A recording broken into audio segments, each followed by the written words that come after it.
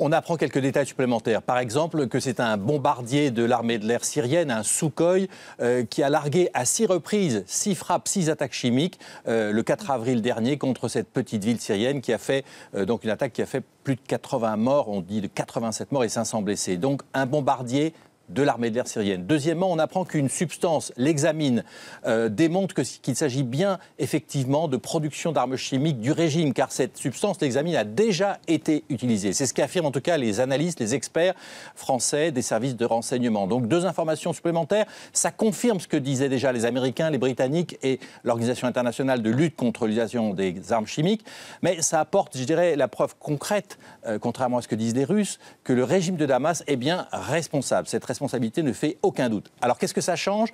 Vous avez vu que les Américains d'abord ont frappé en guise de représailles la base d'où était parti le fameux bombardier syrien. Ensuite, les Américains ont pris des sanctions supplémentaires contre 250 scientifiques syriens qui se voient maintenant placés sur la liste noire et qui ne pourront plus utiliser leur compte bancaire à l'extérieur de la Syrie.